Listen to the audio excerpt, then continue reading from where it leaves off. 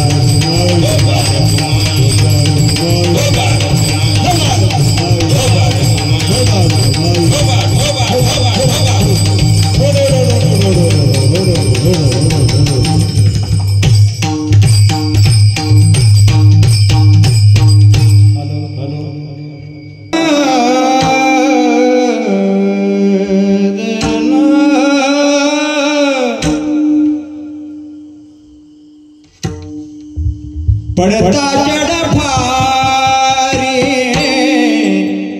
पड़ता जड़ भारी पड़ता जड़ भारी पड़ता जड़ भारी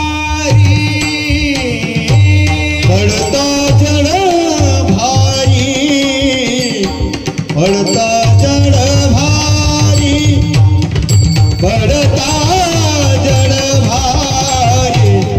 पड़ता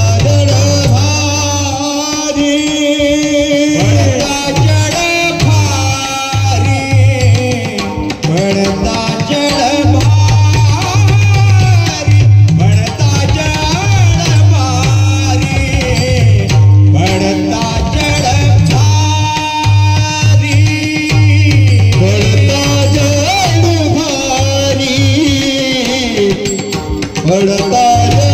भारी पड़ता जड़ भारी पड़ता जड़ भारी दासी आठवावा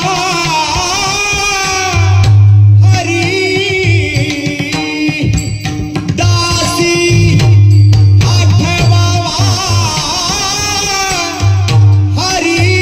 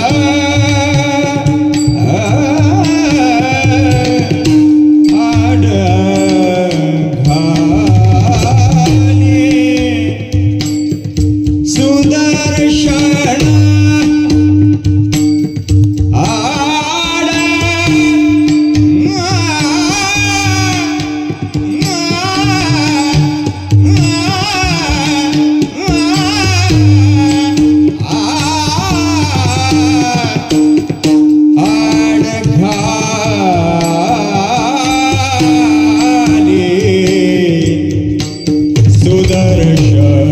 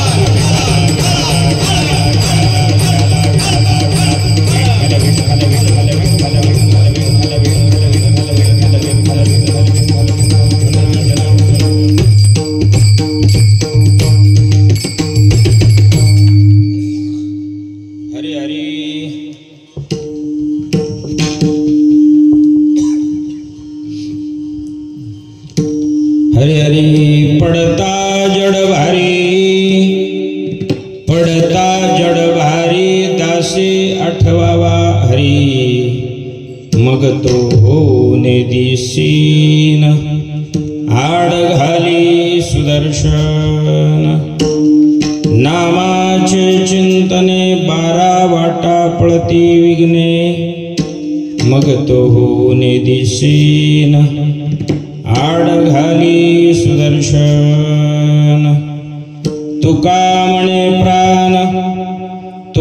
म्हणे प्राण करू देवाशी अर्पण मग तो होने दिसीन आड घाली सुदर्शन विठाला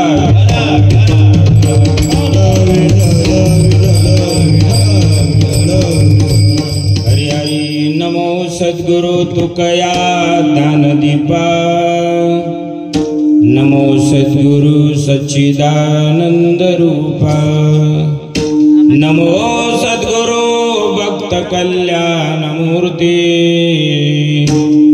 नमो सद्गुरु भास्करा पूर्ण कीर्ती नमो विठ्ठला राजया पांडुरंगा नमो रुक्मिणी माऊली ज्ञानगंगा नमो पुंडलिका नमो चंद्रभागा नमस्कार माझा रुक्मिणी पांडुरंगा पांडुरंगा करू प्रथम नमन पांडुरंगा करू प्रथम नमन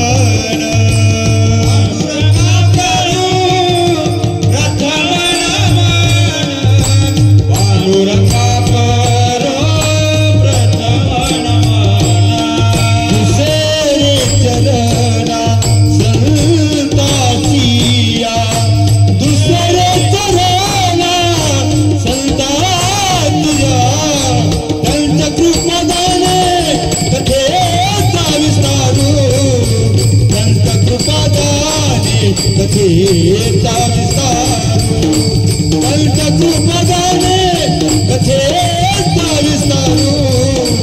त्यांच्या कृपादाने कथेचा विस्तारू बाबाजी सद्गुरु दास तुका त्यांच्या कृपादाने कथेचा विस्तारू त्यांच्या कृपादाने कथेचा विस्तारू त्यांच्या कृपादाने कथेचा विस्तारू बाबाजी सद्गुरु दास तुका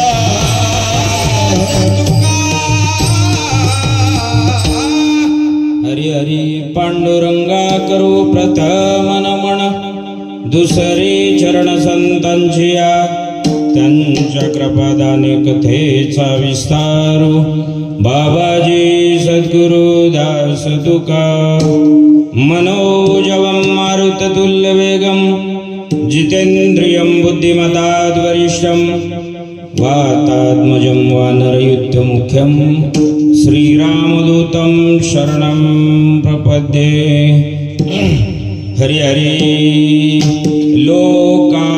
लोकाभिरामं रणरङ्गधीरं राजीवनेत्रं रघुवंशनाथं कारुण्यरूपं करुणाकरन्तं श्रीरामदूतं शरणं प्रपद्ये कर्पूरगौरं करुणावतारं संसारसारं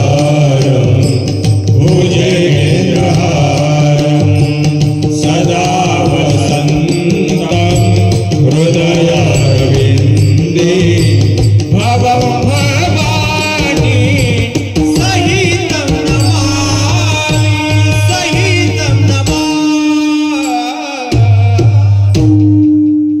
प्रस्तुत प्राप्त श्री प्राप्त प्रसंगी भगवंताच्या सेवेकरिता तुम्हा सकल माईबापांच्या सेवेकरिता जगदवंदनीय महासाधू वैराग्याचे मूर्तिमंत पुतळे देहू निवासी सदैव वैकुंठवासी संत श्रेष्ठ जगद्गुरु तुकाराम महाराज यांचा गोड 4 चरणाचा अभंग सेवेकरिता निवडलेला आहे.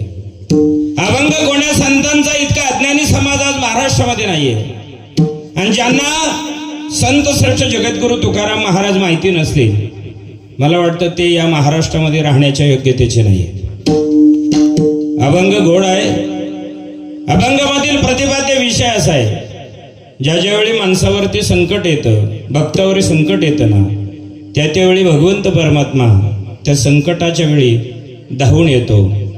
आणि मग या अभंगाद्वारे खऱ्या अर्थानं तो जगाचा मालक कोणासाठी धावून येतो, तो असणारा उपदेशपर प्रकरणातील अभंग सेवेकरिता निवडलेला आहे.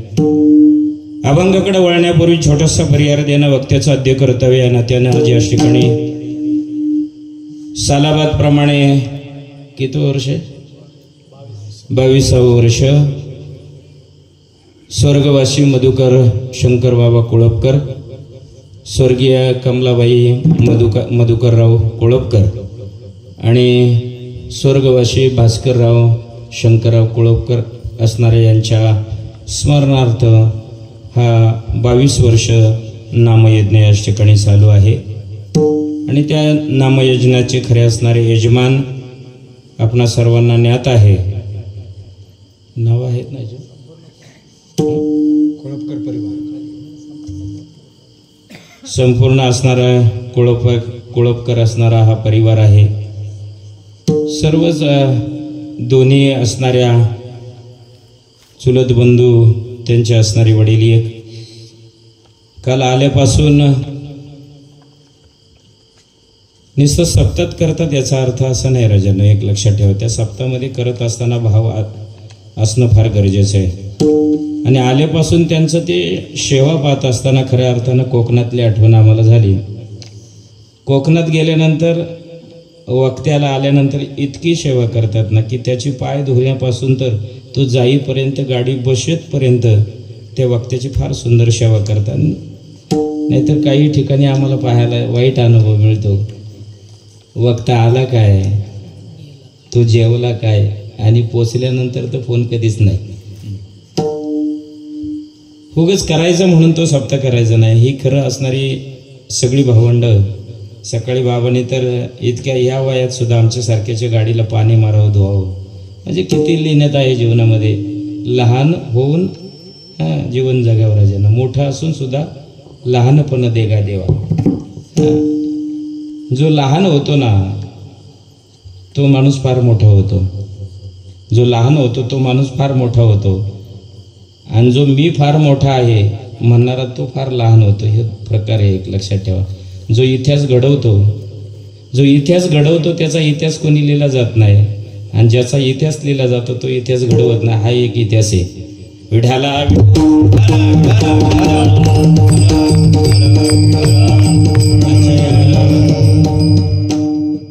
अच्छा, या असणाऱ्या आपल्या सप्ताहाच्या पहिल्या दिवसानिमित्त मला या विदर्भामध्ये, विदर्भच येतो ना मराठवाडा, अगर कळत नाही आम्हाला नक्की विदर्भ आहे का इकडे. काल आपण मराठवाड्यात होतो का. हां, इथे येण्याचा योग मागे बरेच वेळा इकडे हिंगोलीच्या पलीकडे वर्ध्याला येणं झालं, यवतमाळला झालं, नांदगावला, वाशिमला येणं झालं. पण बाबांच्या माध्यमातून पुन्हा एकदा यावर्षी येण्याचा योग आमचे आदरणीय, खरं स्वच्छ आणि सुंदर जीवन नेहमी सांगत असतो. कौतुक कोणाचं करायचं नसतं राजांनो, एक लक्षात ठेवा. ज्यावेळी कौतुक करत असतं त्यावेळी त्यांची पार्श्वभूमी इतरांना माहिती असते, त्यामुळे ती खोटी ठरू नये. किंवा नारदाच्या गादीवर ते बोलणं पण उचित नाही. म्हणून अगदी सुंदर साधं जीवन आहे. हां, कधी माझ्या परिसरामध्ये इतके कार्यक्रम त्यांचे असतात. पुणे जिल्ह्यामध्ये, मुळशी तालुक्यामध्ये. मी ज्यावेळी कीर्तनकार नव्हतो त्यावेळी मी त्यांना गाडीवर घेऊन जायचो. आणि त्याच्यानंतर मी कीर्तनकार झालो. आता ते असं म्हणतात, लेट पण थेट. कधी कधी त्या भगवंताची किमया अशी असते ना, ज्याला गरज नाही ना त्याला त्याच्या पुढे एवढं वाढलं जातं. आणि ज्याला गरज येते त्याला खायला मिळत नाही. काहींना काय खाऊ ही चिंता, आणि काहींना काय खाऊ उद्या ही चिंता. हो, असं असणाऱ्या खिलारी बाबांची या ठिकाणी आजपासून कथा चालू झालेली. आमच्या असणारे कृष्णा महाराज सरनाईक यांचं काही अडचणीमुळे त्यांना येता आले नाही आणि काहीच तयारी नसताना कपडे नाही आणलेली, अंगावरची नाही, चिंतन म्हणले कथा असल्यावर चिंतन करावं लागतं. हे सगळ्या गोष्टीचा विचार न करता केवळ या कुटुंबाच्या, कोळपकर कुटुंबाच्या प्रेमाच्या निमित्ताने खऱ्या अर्थानं 8-8 दिवस ते याच ठिकाणी थांबतात. आणि हे सात्विक आणि माझ्या पुण्यामध्ये ही राहणारी मंडळी आहे. आम्ही एकाच ठिकाणी वारजामध्ये राहतो, पण अजून एकमेकाची घरं माहिती होईल, आता परिचय होईल, काळजी करायची नाही. आणि याच ठिकाणी खऱ्या अर्थानं आल्यानंतर तुम्हा सर्वांच्या भेटी झाल्या.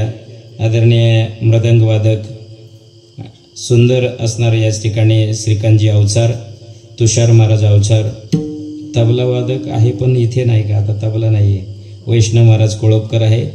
सुंदर गायनाची साथ ज्यांनी या ठिकाणी आता करणार आहेत दिली आहे ना, गायनाचार्य बंडू महाराज जाधव आहेत, गायनाचार्य अनिल महाराज जाधव, गायनाचार्य बालाजी महाराज सरकटे. आणि या कार्यक्रमाला सर्वांनीच उपस्थिती दिल्याबद्दल सर्वांचे आभार मानतो. आणि त्याप्रमाणे अजूनही या ठिकाणी कलाकार आहे बापू महाराज आत्रंजकर, ग्रामस्थ मंडळ असा असणारा सर्व परिवार आहे. आणि सर्वांची नावं मी काही इथे घेतलेली नाही, पण ज्याचं नाव घेतलं ते देव आणि उरलेले सगळे महादेव, त्यामुळे काळजी करायची नाही. विठाला विठाला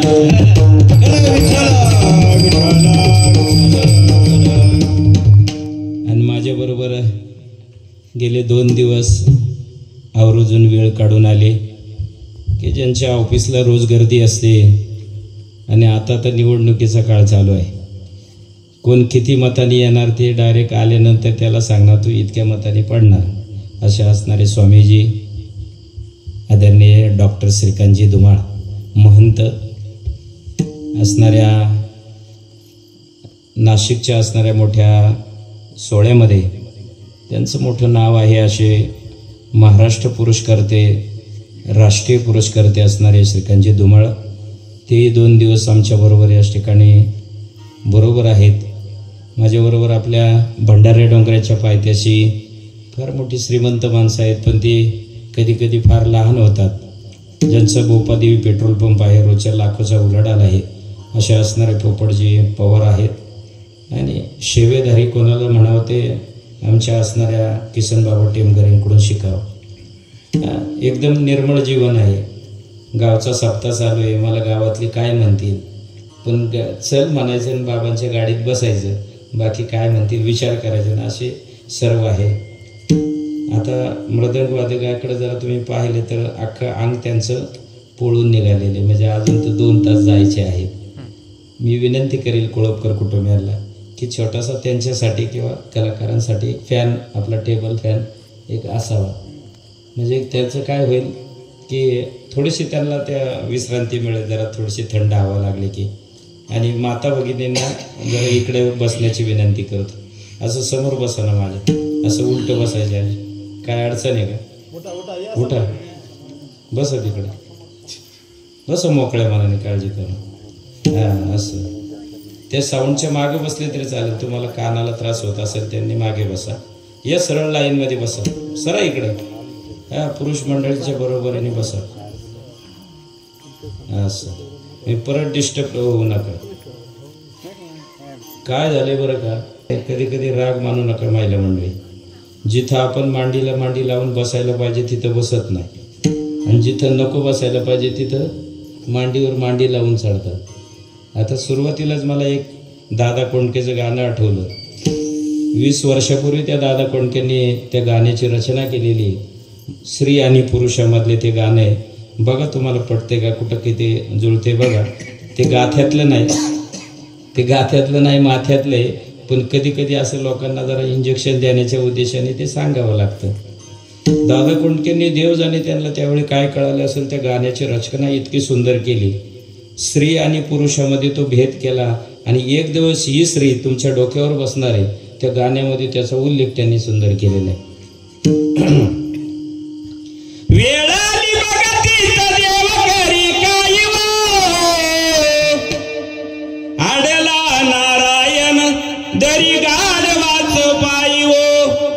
विसरूनी जातो बोका उंदरा लावितो,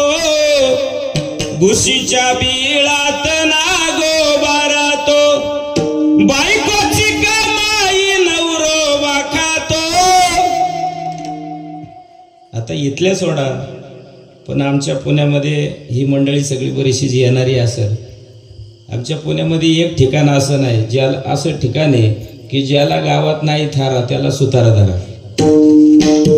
तिथं यायचं, स्वस्तात खोली घेऊन राहायचं. बाबा तुम्हाला माहिती आहे, आता तिथं परिस्थिती अशी आहे की त्या बायकोला काम करायला लावायचं आणि हा भोप्या काय करतो, याच्या त्याच्याबरोबर राजकारणामध्ये फिरायचं, दिवसभर उन्हाळ्या करायचं आणि ती बिचारी मरायची.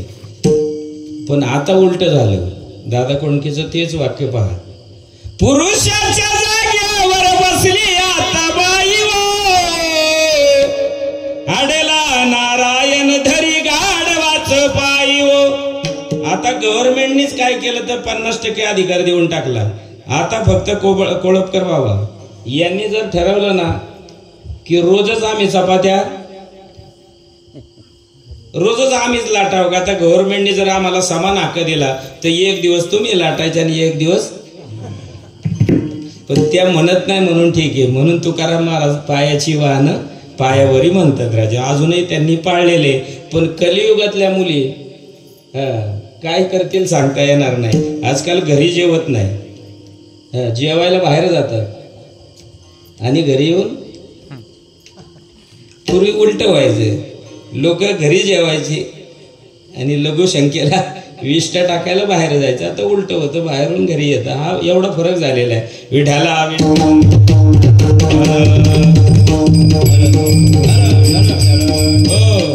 अभंग गोड आहे. अभंगामधील प्रतिपाद्य विषय असा आहे, संत श्रेष्ठ जगद्गुरु तुकाराम महाराज या अभंगाच्या पहिल्या चरणामध्ये सांगतात, बाबा त्या भगवंत परमात्म्याची जर भक्ती तुम्ही आम्ही केली ना, एकदा तुमचा भाव त्या देवाला आवडला ना, मग मात्र तो देव, तो भगवंत परमात्मा काय करतो, तुमच्यावर कुठल्याही पद्धतीची संकट जर आली ना, ती संकट दूर करण्याचं काम तो करतो. त्याला बोलवायची गरज लागत नाही.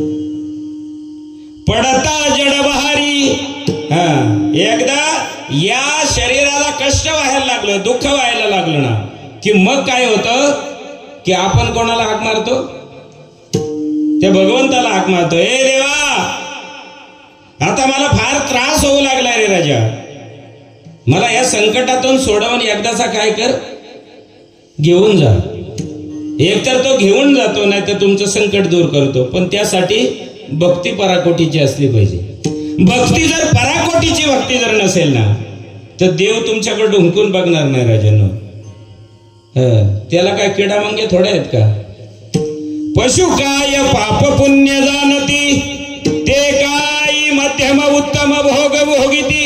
पशूंना पापही कळत नाही, पुण्यही कळत नाही, त्यांना काय करावं कळत नाही राजांनो. हे पीटी नसल्यामुळे थोडस मागे पुढं. विठाला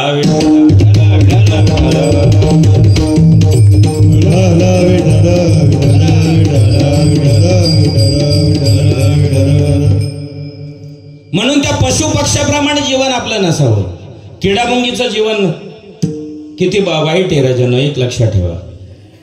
किडामुंगी जन्माला आली काय आणि मेली काय, त्याचा कोणी इतिहास ठेवला जात नाही राजांनो. फक्त एकच झाड भाग्यवान असं आहे की आज माऊलींच्या दरवाजामध्ये ते उभं आहे राजांनो. आणि माऊलींची ज्याला प्रदक्षिणा घातली गेली, ज्या जगाची मालकीन राजांनो, ज्या जगाच्या मालकाला जन्म ज्यांनी दिला ना, त्या विठ्ठलपंत कुलकर्णी आणि रुक्मिणी मातेने ज्या झाडाला लाखो फेऱ्या माराव्या ना राजांनो, ते झाड भाग्यवान आहे राजांनो. जन्माला यावा, असं जन्माला यावं ना की तुमचं जीवन धन्य झालं पाहिजे राजांनो. एक लक्षात ठेवा. नवे नवे मी नेहमी सांगत असतो, माणसाने मरून कमीत कमी 25 वर्ष जगावं. काय केलं रे बाबा, बरोबर आहे. कमीत कमी मरून माणसाने कमीत कमी 25 वर्ष जगावं. कसं? तुकाराम महाराजांचं प्रमाण आहे. आणि तुकाराम महाराज त्या प्रमाणेच आपल्याला सांगतात राजानो, काय जर तुम्ही जर जगलात ना, तर तुम्हाला धन्य म्हटलं पाहिजे जगाने, तुमचं जीवन धन्य झालं पाहिजे. तुम्ही ज्यावेळी चितेवर बांधला जाल ना, तुम्हाला तुमच्या पाठीमागं संपूर्ण समाज रडत असला पाहिजे आणि त्यांच्या मुखातून वाक्य आली पाहिजे, अरे काय सोन्यासारखा माणूस होता, अरे अजून काही दिवस जगायला पाहिजे होता, अजून काही दिवस जगायला पाहिजे होता, असं लोकांना वाटलं पाहिजे. पण लोकांना असं मरण्याची सरे तुका म्हणे का, मरण्याची सरे तुका म्हणे का, मरण्याची सरे तुका म्हणे का, मरण्याची सरे. उत्तमाची उरे कीर्ती मागे, कीर्ती मागे, कीर्ती मागे, उत्तमाची उरे कीर्ती मागे, कीर्ती मागे, कीर्ती मागे. येरती माई गे दुःखाची जनती, येरती माई गे दुःखाची जनती. उत्तमाची उरे कीर्ती मागे, कीर्ती मागे, कीर्ती मागे, दुःखाची जनती, येरती माई गे दुःखाची जनती.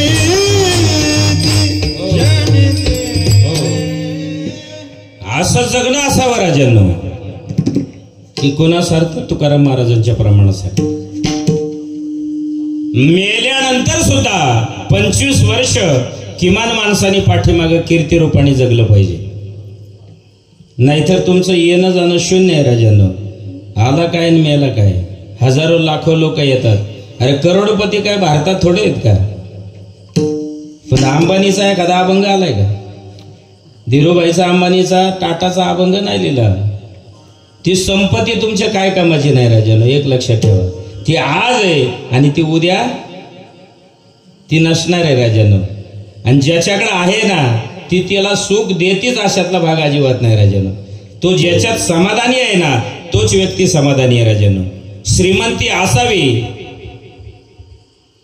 पण मला वाटतं आवरोज मी नाम उल्लेख करेल त्या कोळपकर कुटुंबामध्ये श्रीमंती पण आहे आणि जीवनामध्ये परमार्थ पण आहे राजानो. ती संपत्ती कामाची आहे. जी संपत्ती परमार्थासाठी तुम्ही द्याल ना तिच्यात तुम्हाला कधीच कमी पडणार नाही. नवे नवे ती शेवटच्या क्षणी हे तुमच्या बरोबर येणार आहे, तुमचा पैसा तुमच्या बरोबर येणार नाही. काय येणार आहे? मी इतके दिवस सप्ते केले आणि इतक्या वारकऱ्यांना मी खाऊ पिऊ घातलं आणि इतक्या वारकऱ्यांना माझं असणारं धन त्यांना प्राप्त करून दिलं राजांनो. तेच फक्त तुमच्या त्यांच्या बरोबर येणार आहे. एक दृष्टांत तुम्हाला ज्ञात आहे राजांनो.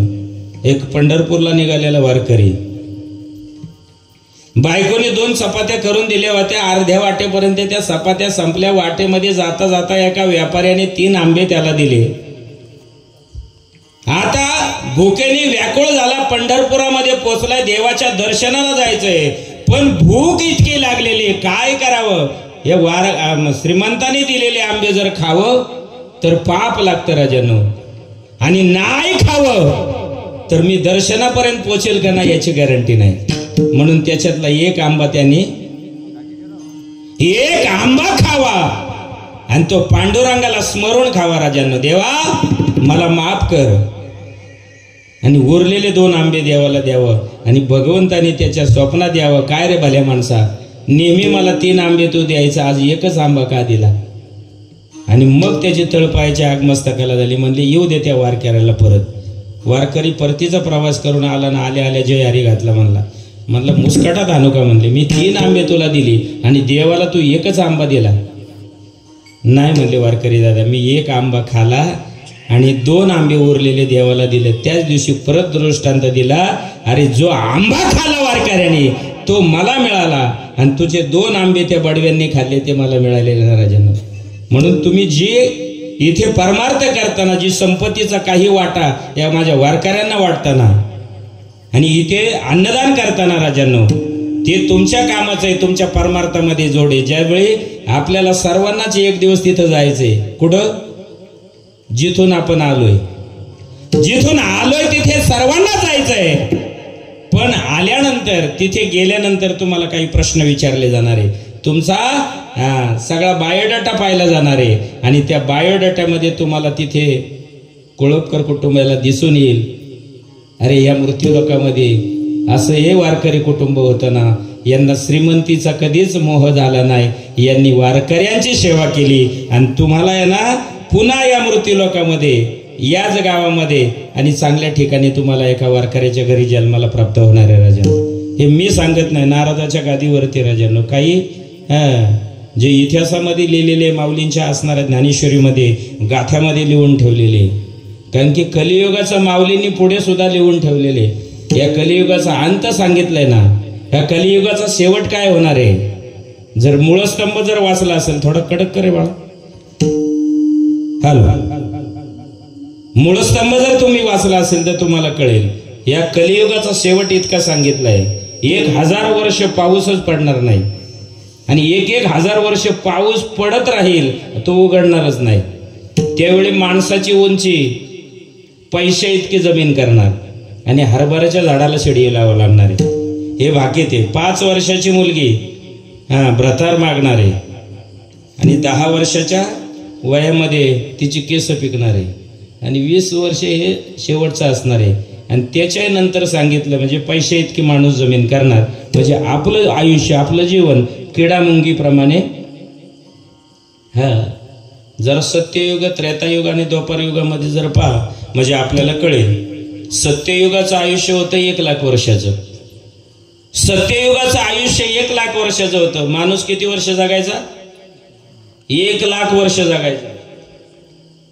मग त्याला त्यावेळी तपचार्य, ध्यान धारणा 60-60 हजार वर्ष विश्वामित्राने उगीच केले का तपचार्य. आणि द्वापारयुग, एक सत्ययुग संपलं, 1 शून्य कमी झाला, आयुष्य आलं 10,000 वर्षांवर.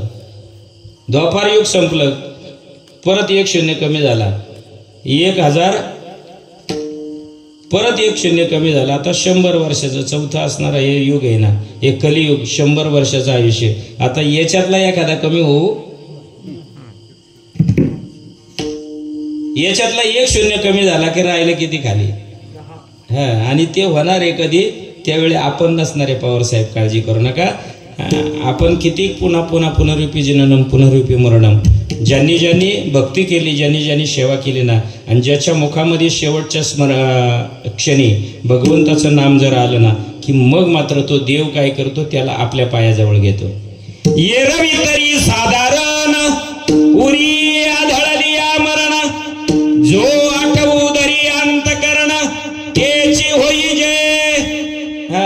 तुम्ही मरणाच्या वेळी जी इच्छा कराल त्या इच्छेला तुम्ही प्राप्त होता. हे आजही सत्य आहे. मी माझ्या मनाचं काहीच बोलत नाही, प्रमाणानुसार माऊलींचे बोलते.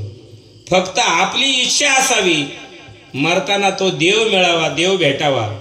संसारात एकदा गुंतलेली तुम्ही इच्छा जर केली ना, माझ्या पोराचं कसं होईल, माझ्या पोराने अजून 2 एकर घ्यायची होती, ती घेतली नाही, मग त्याच्यातच परत येऊन पडतो आणि त्या पोराला 2 एकर घेण्यासाठी पुन्हा नातवाचा जन्म घ्यायला लागतो.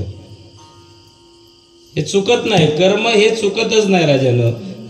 आजा मेला पंजा मेला बाप मसना गेला, देखत देखत नातू पंतू.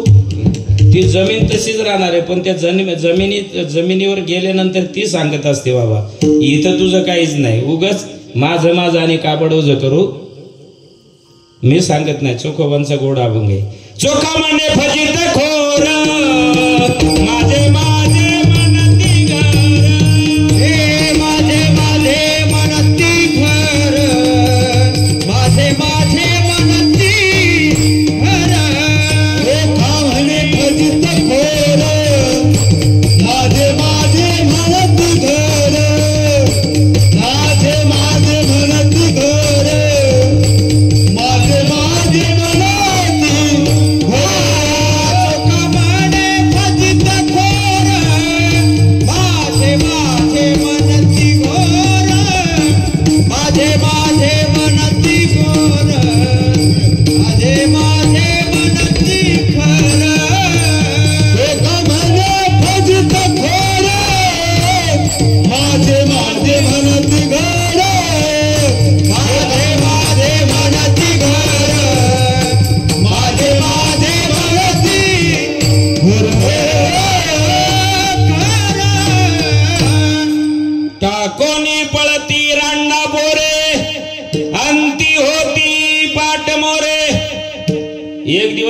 माणसं, जी तुमच्यावर प्रेम करणारी माणसं, जी बायको नवऱ्यावर प्रेम करते, जी मुलं बापावर प्रेम करतात, खिलारी बाबा पेटवायला कोण लागतो? गावातली भावकी चालत नाही. ज्या मुलासाठी हाताचा पाळणा केला, नेत्राचा दिवा केला ना राजांनो, त्याच बापाला पेटवण्यासाठी पोरगा येतो राजांनो. काय खरंय? नाही कुणाचे कुणी आणि तुझे नव्हे रे कुणी, अंती जाशील एकाला प्राण्या, माझे माझे मनोनी प्राण्या मायेचा बाजार. अरे बहीण कुणाची, भाऊ कुणाचा, कोण कुणाचे, सगळे सोय रे, मेल्यावरती सर्वे राहतील, तुटतील धागे दोरे प्राण्या मायेचा बाजार. म्हणून भक्ती करा राजांनो. भक्ती जर केली ना की तो भगवंत परमात्मा तुम्हाला सोडवण्यासाठी येतो. तुम्हाला त्याच्याकडे जायची गरज लागत नाही. मी रात्रीच्या कीर्तनात ते सांगून गेला. मला सांगा, देव आपल्याला आवडावा का आपण देवाला आवडावा? क्या बात आहे. देव आपल्याला आवडून काय उपयोग? गेलो त्याच्या पुढे जे हरी घातला, देवा तुम्हाला फार आवडतो, पण तो म्हणा तू मला आवडला पाहिजे ना. समजा इथं माधुरी दीक्षित आली आणि महाराज म्हणून धोतर घालून मी तिच्या पुढे गेलो आणि तिला म्हणलं तुला आवडती मला, माझा नवरा ऐक म्हणून मला आवडत, मला तुला नाही आवडत ना. आपल्याला देव आवडून काहीच उपयोग नाही. ज्या दिवशी तुम्ही देवाला आवडायला लागाल ना, मग तो आनंदच गगनात मावत नाही राजांनो. म्हणून आपण देवाला आवडणारी कामं केली ना की देव कडेवर उचलून तुम्हाला घेतो राजांनो. एक लक्षात ठेवा. आणि तो काय करतो तर तुमच्या मागे आणि पुढे उभा राहतो राजांनो. मागे पुढे उभा राहे सांभाळित, मागे पुढे उभा राहे सांभाळित, मागे पुढे उभा राहे सांभाळित, मागे पुढे उभा राहे सांभाळित. आघात निवाराया, आघात निवारावे, आघात निवारा. मागे पुढे उभा राहे सांभाळित, आघात निवाराया,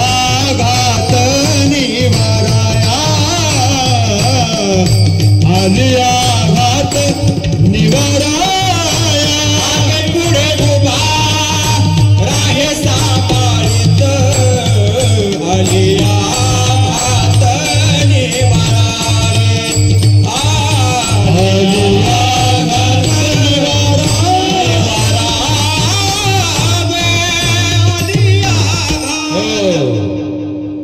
फक्त अशी भक्ती करा ना राजांनो की देवाकडे कधीच काय मागू नका. आणि ज्यावेळी मागण्याची वेळच येईल ना त्यावेळी तुकाराम महाराजांच्या मागणीप्रमाणे मागा. येची दान दे गा देवा, तुझा विसरण व्हावा, गुण गाईल आवडी, हेची माझी सर्व जोडी. किंवा नामदेव महाराजांच्या मागणीप्रमाणे मागवा. अकल्प आयुष्य व्हावे तया कुळा, माझी या सकळा हरीची दासा, कल्पनेची वादा नव कोणे काळी, ही संत मंडळी सुखी असो.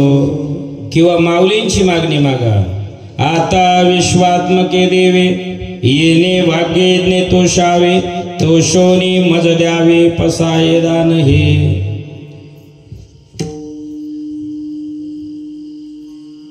इथे कधी कधी काही संत कमी जास्त पद्धतीने आपल्याला पाहायला मिळतात. पांडुरंग परमात्म्याने या तिघांच्या मागणीची तुलना केली आणि देवाने सांगितलं तुकोबर आहे, तुमची मागणी थोडी स्वार्थी वाटते. नामदेव महाराज, तुमची मागणी मला थोडीशी स्वार्थी वाटते, पण माऊलींच्या मागणीमध्ये स्वार्थ नाही राजांना. मग तो कसा तर जर पहा. तुकाराम महाराजांनी मागणी मागितली. काय मागितली? येची दान देगा देवा, तुझा देवा मला. याच्यात स्वार्थ आहे म्हणले तुमचा. नामदेव महाराजांचा स्वार्थ आहे. नामदेव महाराजांनी मागणी मागितली, पण काय मागितली आणि कुणासाठी मागितली? अकल्प आयुष्य व्हावे तया कुळा, माझी या. हे सगळं आहे. मग याच्या बाहेरचे म्हणजे एवढे सुखी व्हावं आणि याच्या बाहेरच्यांना ही पण स्वार्थी आहे. पण माऊलींनी जगाकरता मागणी मागितली. जे खळांची एकासाठी नाही, महाराष्ट्रापुरते नाही राजांनो, पण त्यांनी मागणी मागितली ना ती जगाच्या कल्याणा राजांना, जगाच्या कल्याणा संतांच्या विभूती आणि देह कष्टविधी परोपकारी. ती मागणी स्वार्थी नाही, ती माऊलीची मागणी देवाने सार्थ ठरवली. मागा पण असं मागा ना की त्याच्यात थोडा सुद्धा मीपणा तुम्हाला दिसला नाही पाहिजे राजांनो, एक लक्षात ठेवा. म्हणून आपण भाग्यवान आहे राजांनो, आपण मंडळी भाग्यवान आहे की आपण महाराष्ट्रामध्ये जन्माला आलो. मी कालच बोलून गेलो आजगावच्या कीर्तनामध्ये, इथे भाग्यवान मंडळी आपण आहे ना की आपल्याला महाराष्ट्रामध्ये जन्म मिळाला म्हणून आपण भाग्यवान आहे राजांनो. कारण या महाराष्ट्राने काय दिले राजांनो? अरे याच महाराष्ट्राने माऊली महावैष्णव ज्ञानोबांना दिलं, अरे याच महाराष्ट्राने संत श्रेष्ठ जगद्गुरु तुकाराम महाराजांना दिलं, अरे याच महाराष्ट्राने छत्रपती शिवाजी राजांना दिलं. म्हणून पवित्र ते कुळ पावन तो देश जेथे हरीचे दास जन्म घेती. हे कुळ पावन आहे. इथं किडा मुंगीला सुद्धा जन्माला यावं असं वाटतं का? तर इथं साधू आणि संतांची ही भूमी आहे राजांनो. अरे प्रत्येक भागामध्ये, प्रत्येक जिल्ह्यामध्ये कुठल्या ना कुठल्या तरी वक्त्याचं देव स्वरूपामध्ये आगमन आहे राजांनो. या परिसराला शेगावचे गजानन महाराज देव स्वरूपाच्या रूपाने आले राजांनो, एक लक्षात ठेवा. ज्या ज्या वेळी काही धर्मावरती ग्लानी येते त्यावेळी भक्ताला असणाऱ्या माझ्या देवाला अवतार घ्यावा लागतो कुठल्या ना कुठल्या रूपामध्ये. छत्रपतीच्या रूपामध्ये माझ्या भगवान शिवानी अवतार घेतला आणि त्यांनी काय केलं? धर्माचे पालन करणे पाखंड खंडन हेची आम्हा करणे काम, बीज वाढवावे नाम, तीक्ष्ण उत्तरे हाती घेऊन बाण फिरे. आणि मग तुकाराम महाराजांनी सांगितलं छत्रपतींना, तुम्हाला वाटत असेल ना आता धनुष्य हातामध्ये घेतलंय आणि तुम्हाला समोर तुमची कोण दिसतात? द्रोणाचार्य, कृपाचार्य, भीष्माचार्य. मी यांना कसं मारू? पण यांची भिडभाड ठेवू नको का? नाही भीड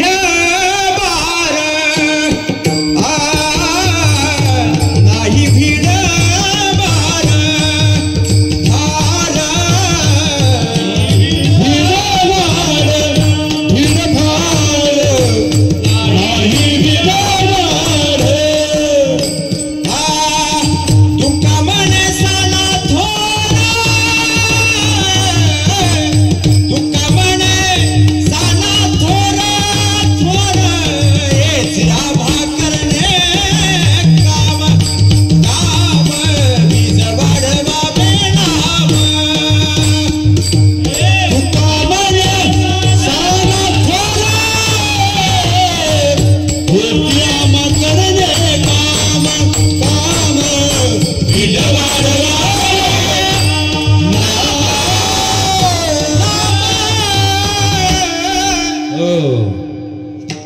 थोडासा इको ठेव बाळा, हल आणि कडक ठेव जरा, हल थोडासा आवाज दे की जरा, हल.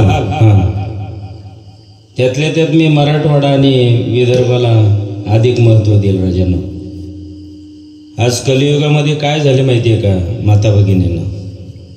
हे धर्म रक्षणासाठी कुणीतरी निर्माण व्हावं म्हणून आपल्याला प्रत्येकाला वाटतं, पण जिजाऊ व्हायला कोणीच तयार नाही. जिजाऊ व्हायला कोणीच तयार नाही. ही शोकांतिका आहे जीवनामध्ये राजांनो.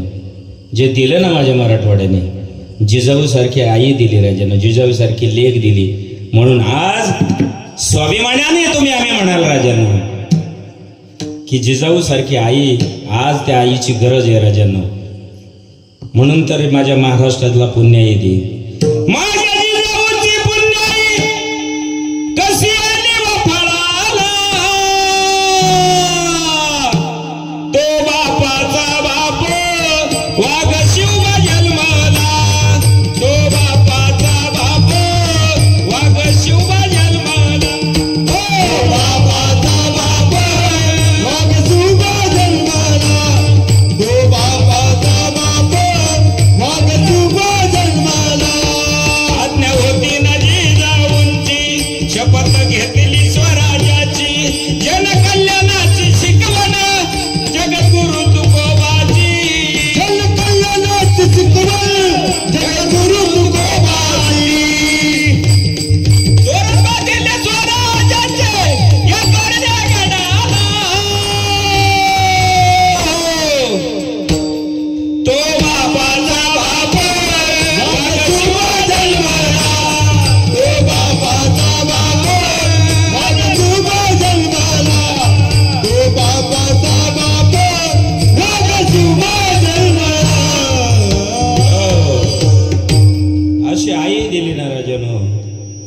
आईचं कौतुक आहे म्हणून अशी मुलं जन्माला याव्याने 12 भर चिंध्या काय कामाच्या आहेत, नाही तर कोंबडीच्या पिलासारखे रगड येतात आणि एक एक जातो जो आई आणि बापाची किंमत ठेवत नाही ना, अशी मुलं नरडीला नख देऊन मारलेली बरं, काहीच कामाची नाही राजा.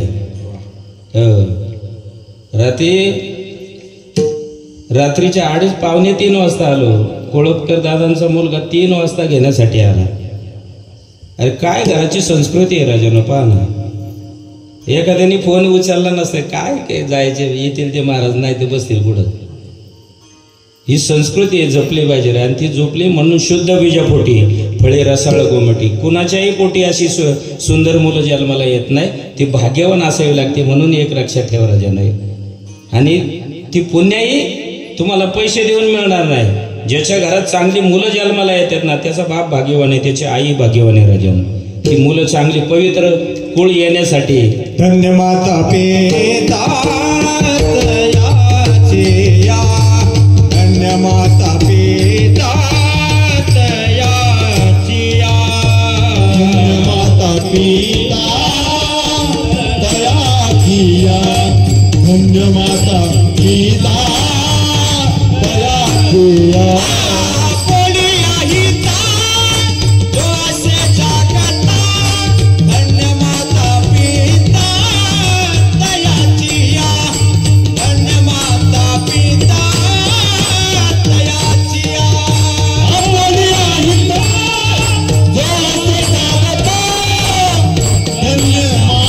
पिता दयाचिया धन्य माता पिता दयाचिया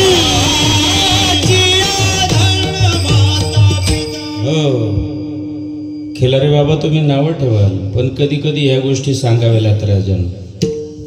काल महाराज 12-13 तास प्रवास करून आम्ही आलो. रात्री पहाटे 4ला उठलेलो होतो.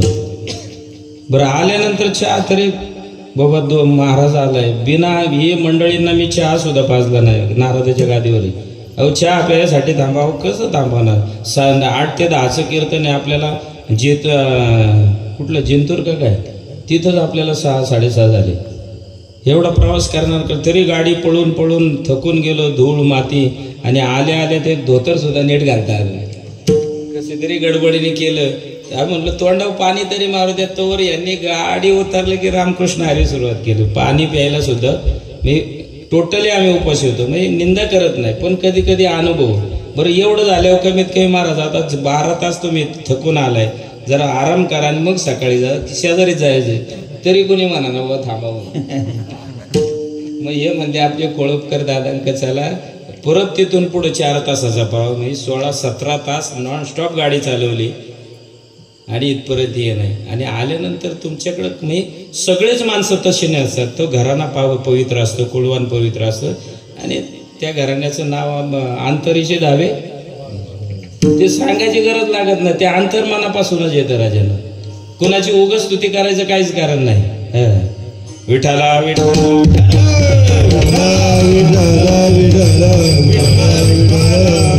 म्हणून पडता जड भारी दाशी आठवा भारी. ज्यावेळी तुमच्यावर खरं संकट येतं आणि तुम्ही भक्ती जर करत असाल ना, तर देव नाही देवाच्या बापाला सुद्धा तुम्हाला सोडवण्यासाठी यावं लागतं. हे मी सांगत नाही. 5 पती जर द्रौपदीचे होते आणि एक धनुर्धर होता राजानं, भीमाने वर गदा केले तर एका गदेच्या मध्ये 50-50 माणसं सहज मारेल एवढी त्याच्याकडे ताकद होती. पण ज्यावेळी भर सभेमध्ये जी पतीपासून 4 दिवस तरी बाजूला राहते, तो 4 दिवसाचा काळ माझ्या द्रौपदीला होता. आणि अशा काळामध्ये जर दुःशासनाने साडीला हात घातला आणि भर सभेमध्ये ओढत घेतली, सांगत होती धीराला मला शिवू नका, मला जवळ येऊ नका, मी सभेमध्ये येण्याच्या योग्यतेचे नाही. पण काही विचार न करता राजानं दुष्ट असणाऱ्या, वाईट विचाराच्या असणाऱ्या, म्हणून धृतराष्ट्र आतूनही आंधळा आणि बाहेरूनही आंधळा होता. आता आलं ओघाला म्हणून सांगतो राजानं. काही लोकांना इतक्या बायका सुंदर मिळतात ना, बोलू नये. त्या पेताडालाच कधी कधी बायको चांगली मिळते आणि ते पावलं पावली त्याचा उदो उदो करते आणि त्याच्या घरात ही परिस्थिती राजा एक लक्षात ठेवा. पण ती कधी स्त्री देवाकडे देवळात गेल्यानंतर माझा पती मरू दे म्हणून देवाकडे मागत नाही राजानं. ती मागणं मागते ना देवाकडं, गेल्या गेल्या देवाला दोन्ही हात जोडते आणि देवाला सांगते, हे देवा, कपाळाचं कुंकू माझ्या आयुष्याला जाऊ दे, कपाळाचं कुंकू माझ्या आयुष्याला जाऊ दे, जीवनाचा जोडीदार व्यसनमुक्त होऊ दे. ती देवाकडे हे मागते, माझ्या पतीचे दारू सोपले दे राजानं. अशा कुलवान बायका त्यांना मिळतात. आणि कधी कधी एखाद्या वारकऱ्याच्या पत्री असे मिळते ना की 4 वारकरी घेऊन आला की तिने आदळा भटक्याला, मग आपण समजायचं महाराज चहाच घेत नाही आपण, कशाला त्याची तरी घालवायची. कधी वारकऱ्याच्या घरी नको ती मुलं जन्माला आलेली पाहिली आणि एका पेताड्याच्या घरी वारकरी जन्माला आलेलं पाहायला मिळालं. ज्याचं त्याचं सुशीलो मात्र पुण्यनं, पितृपुण्यनं चतुरता, उदार वंश पुण्यानं, आत्मपुण्यानं सौभाग्यता. त्या आईचं त्या बापाचं पुण्य असेल त्या पद्धतीने ती मुलं त्यांना प्राप्त होते. राजानं आपला काय विषय चालला होता, धृतराष्ट्र ऐकायला जा. आता आलं वगैरे म्हणून सांगतो, विषय तो नाही पण विषय आला. भाग्यवान पतिव्रता मिळाली त्याला. कुणाला? गांधारीला. गांधारीला लग्नाच्या अगोदर माहिती होता हा माणूस काय, पण तिला मिळवण्याच्या ज्या पद्धतीने प्रयत्न केला ना खिलारे बाबा, ती फार पद्धत चुकीची होती. आणि ज्या पद्धतीने गांधारीला मिळवली ती दांडूकशाहीने मिळवली. आणि त्याला पुढाकार ज्याने घेतला ना, म्हणून जीवनाचा शेवट देव जवळ असताना सुद्धा वाईट झाला भीष्माचार्यांचा. भीष्माचार्यांनी आपल्या भावासाठी त्या राजावरच आक्रमण केलं. नाही देत का गांधारी, माझा आंधळा भाऊ आहे पण द्यावं लागेल तुम्हाला. नाही, नकार दिला. आताचा अफगाणिस्तान ते पूर्वीचं गांधार म्हणून आक्रमण करून तिला मिळवण्याचा प्रयत्न केला. आणि सगळ्यांनाच बापा सकट तिथेही 100 भाऊ होते, सगळ्यांना बांधून आणली आणि एक कोंडवड्यामध्ये ठेवली. आता बापाचा नाव, आईचा, सगळ्यांचा नाविलाज होत असताना गांधारीने मधली वाट काढली. बाबा, मला एकटीला दुःख झालं तरी चालेल पण मी त्याच्याशी लग्न करायला तयार आहे. अशी पतिव्रता स्त्री होती राजांनो. बापाच्या भावांसाठी, कुळासाठी स्वतः तयार झाली आपल्या जीवनाचं अख्ख बलिदान करण्यासाठी आणि आयुष्यभर डोळ्यावर पट्टी बांधून घेतली राजांनो. बरं, आल्यानंतर या वाईट धृतराष्ट्राने एवढ्यावर थांबलं नाही, तिच्या बापालाही पकडलं आणि न असणाऱ्या 100 भावांना सुद्धा पकडून बंदी शाळेत टाकलं. यांना जर सोडली तर परत ही बदला आपला घेतील म्हणून. आणि किती बदला घ्यावा त्याला काय मर्यादा असते. त्यांनी काय केलं माहितीये का, या धृतराष्ट्राने कोंडावड्यात टाकलेल्या मंडळींना अन्नदान देणं बंद केलं. 1 ताट द्यायचं 100 पैकी. 100 असणारे भाऊ आणि तो एका बापाला 1च ताट द्यायचा. आता 100 जणांनी कसं खायचं. पण गांधार देशाचा राजा हुशार होता. त्याने एकच ठरवलं, म्हणले आम्ही बाकीचे सगळे मरू पण एकाला जिवंत ठेवू आणि या कौरव कुळाचा. आणि मग ते लंगड, काय त्याचं नाव, शकुनी, पाय ओढवी चालायचं रे. त्या शकुनीला सांगितलं की हे 1 ताट रोज येते ना, फक्त तू खायचं. आम्ही 100 बाकीचे मेलो, माझे 99 मुलं मरू दे, माझ्या सकट मरू दे. आणि बापाने एक सोटा घेतला आणि त्या कार्ट्याच्या इथं टाकला. असा काट जागेवर पाय वाकडा झाला, तेव्हापासून ते वाकडं. आणि त्याला सांगितलं, तुझ्या पायावर का मारलं लक्षात ठेव, की ज्यावेळी तू वाकड्या पायाने चालत जाशील ना त्यावेळी माझ्या तुझ्या भावांना, 99 भावांना आणि बापाला मारले, अण्णावानं मारले ना, या कौरवांना आहे ना तुझ्या भाच्यांना तू सोडायचं, अख्खा कुळाचा नाश करायचा. राजानं घाला आलं म्हणून सांगतो, नाही तर तो आपल्याला पुढे जायचं होतं. म्हणून या कौरवांच्याच मामाने स्वतःच्या भाच्यांचा घात केला. राजानं एक लक्षात ठेवा, कर्म चुकत नाही कुणाला, ते कर्म भोगावं लागतं. राजानं इथे द्रौपदीला भर सभेमध्ये ओढत आलेली 5 पांडवांनी आणि सोंगट्याच्या डावामध्ये हरलेली, त्यामुळे नाविलाज झाला. आणि भर सभेमध्ये आता मात्र माझे 5 पती असून माझ्या पाठीमागे जर कोणी येत नसेल तर आता माझ्या देवाशिवाय मला दुसरा कोणी नाही राजांनो. आणि हार हाक मारली. कोठे गुंतलासी द्वारकेच्या राया, कोठे गुंतलासी द्वारकेच्या राया, राया वेळ का सगळ्याला गेला, वेळ का सगळ्याला गेला. कोठे गुंतलासी द्वारकेच्या राया, कोठे गुंतलासी द्वारकेच्या राया, वेळ का सगळ्याला गेला, हो वेळ का सगळ्याला गेला. कोठे गुंतलासी द्वारकेच्या राया, वेळ का सगळ्याला गेला, वेळ का सगळ्याला गेला.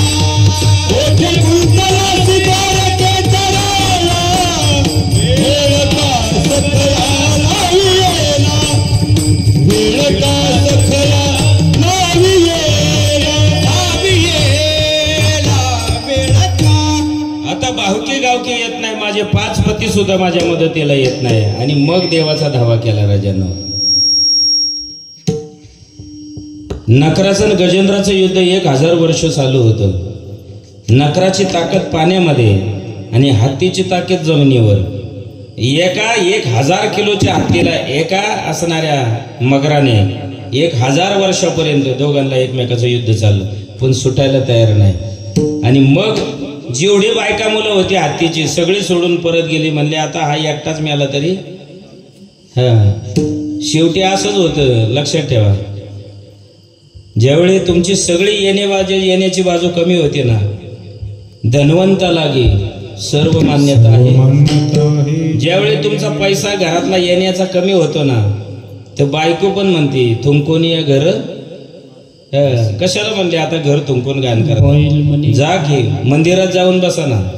मुलं म्हणतात बाबा काय केलं आमच्यासाठी, जा ना तिकडे टाळकोटा. आणि मग 80 वर्षाच्या वयामध्ये तो देवाच्या तिथे जातो आणि देवाला हात जोडून सांगतो, ए देवा, अरे आता बायको विचाराना, पोरं विचाराना, भावकी सुद्धा तू करायला लागली. आता देवा तुझा तरी करून घे मला. तो म्हणतो घेतो मी तुला करून, कमीत कमी माझं नाव तरी घे. हा म्हणलं घेतो की. लांब लांब लांब लांब लांब लांब लांब लांब राम सुद्धा म्हणता येत. मग जर तुला रामही म्हणता येत नाही तर तू लांबच राहा ना. आता काही कामाचा, माझ्या पण कामाचा. तरणा भाग्यवंत नटे कीर्तनात, तारुण्य अवस्थेमध्ये परमार्थ करा. तो परमार्थ तुमच्या कामाचा राजानो. तो इतर वय निघून गेल्यानंतर परमार्थ करायला लागलं ना की त्याच्यामध्ये खरी गोडी नाही राजानो. माझी वारकरी पाहा, मी कधी कधी बाबा मराठवाड्याला विदर्भाला तुम्ही माझ्या बऱ्याच कीर्तनाला असता बाबा, माझी साथ असते त्यांना. मी जास्त माझ्या कीर्तनातून तुम्हाला धन्यवाद देत असतो, कारण खराब माऊली तुकोबा तुम्हाला कळायला राजा. आमच्याकडं काय गुंठाभर बापाची विकायची, गळ्यामध्ये मोठ्या मोठ्या चैनी घालायच्या आणि बापाच्या जेव्हा पुशारकी मिळायची. आणि उद्या काही नसलं की तीच विकायची आणि त्याच्याच घरी गडी म्हणून राहायचं. जिथं पिकतं तिथं विकलं जात नाही. म्हणून माऊली तुकोबा कळायला पाहिजे होतं राजानं. आणि ते कळाले खरं, मराठवाड्याला कळालं. म्हणून लहान लहान मुलं अगदी बालवयामध्ये येतात आणि तो परमार्थ करतो. मी जाता जाता माता भगिनी हे सांगेल, तुम्हाला काही नाही करता आलं तर करू नका, पण कमीत कमी घरात 2 मुलं असेल, 3 मुलं असेल तर 1 मुलगा वारकरी करा. लाथाबुक्याची वेळ तुमच्यावर कधीच आयुष्यात येणार नाही राजानं. कधीच आयुष्यात लाथाबुक्याची वेळ येणार नाही. कारण माझ्या वारकऱ्याचा आणि शेतकऱ्याची मुलं तुम्हाला आश्रमामध्ये पाहायला मिळणार नाही. कारण त्याला कदर असते राजानं, त्याला कदर असते आहे आपल्या आई आणि वडिलांची. म्हणून अशी मुलं जन्माला घाला की वारकरी संस्कार त्या मुलावरती दिले पाहिजे राजा. नाहीतर ही उद्या तीच मुलं तुम्हाला म्हणणार आहे बाबा माझ्यासाठी काय केलं. अरे म्हणणार अजून 1 तुकडा पण विकला नाही. काय केलं म्हणजे जी पुंजी गोळा करून तुझ्यासाठी ठेवली ना, त्या मुलाला बापाची किंमत राहत नाही राजांना. कलियुगामध्ये तुम्हाला सगळं उलट पाहायला मिळणार आहे. या कलियुगाचा वार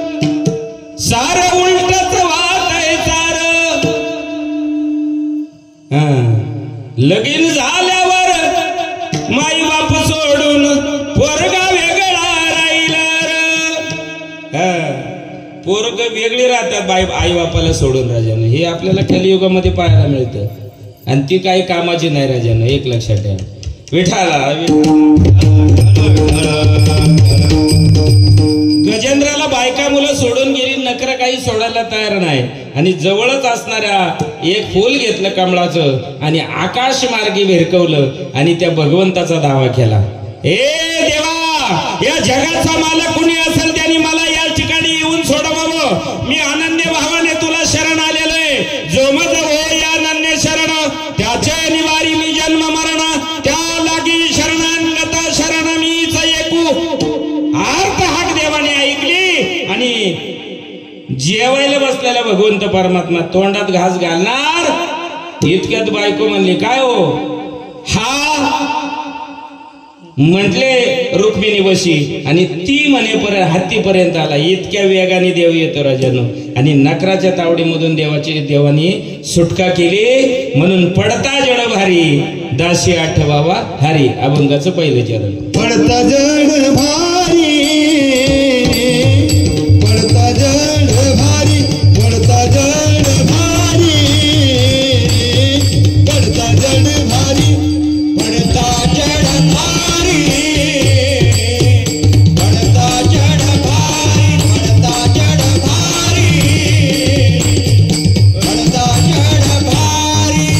हा दासी आठवावा हरी, दासी आठवावा हरी, दासी आठवावा हरी, दासी आठवावा हरी. मग होऊन दीक्षिणा, मग होऊन दीक्षिणा, मग होऊन दीक्षिणा, मग होऊन दीक्षिणा.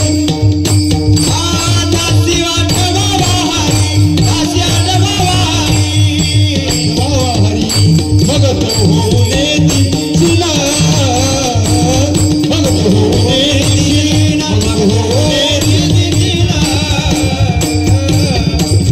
होऊन दीक्षिणा. तो भगवंत परमात्मा तुमच्यासाठी येतो राजानो आणि तुम्हाला संकटातून काय करतो, सोडवतो. नवे नवे जर संकट लय फार मोठं असेल ना, तो भगवंत परमात्मा कशाचा वापर करतो, तो सुदर्शनाचा वापर करतो. एक दृष्टांत देतो म्हणजे तुम्हाला कळेल. आपल्याला आतापर्यंत माहिती आहे की भगवंताने गीता कोणासाठी सांगितली? अर्जुनासाठी. बरोबर. ऐकण्यासाठी किती लोक होते? खिलारी बाबा. पण सगळ्यांनाच माहिती, आपल्याला फक्त माहिती देवाने अर्जुनासाठी गीता सांगितली. पण त्या अर्जुनासाठी गीता न सांगता तिथं 4 मंडळींसाठी गीता सांगितली. त्याच्यातली एकच अर्जुन आपल्याला माहिती आहे. आता ती 3 लोक कोण ते लक्ष देऊन ऐका. आणि का देवाने गीता सांगितली त्याला नुसतं अर्जुन एकटा कारण नाही. पडता जड भारी दासी आठवा भारी, मग तो होऊन दिसीन, याच्यावर दृष्टांत येतो. हनुमंतरायाने तो दृष्टांत आपल्याला ज्ञात आहे. ज्यावेळी रामेश्वराला भगवंत परमात्म्याला कृष्णाला फुलं पूजेसाठी अर्जुन आणण्यासाठी गेले आणि ते रामेश्वरामध्ये फुलं तोडत असताना हनुमंतरायाने पाहिलं ना, हनुमंताला विचारलं. हे हनुमंताने विचारलं, कोण आहे रे तू? म्हणले मी अर्जुन आहे. ही फुलं कुणासाठी चालवली? म्हणले माझ्या देवासाठी चालवली. म्हणले कोण तुझा देव? म्हणले कृष्ण. म्हणले तुझा देवही चोर आणि तुझा देव पण चोर आहे म्हणले, आणि चोरी करून माझ्या बागेतली फुलं चालवली म्हणले. जरा अर्जुनाला वाईट वाटलं.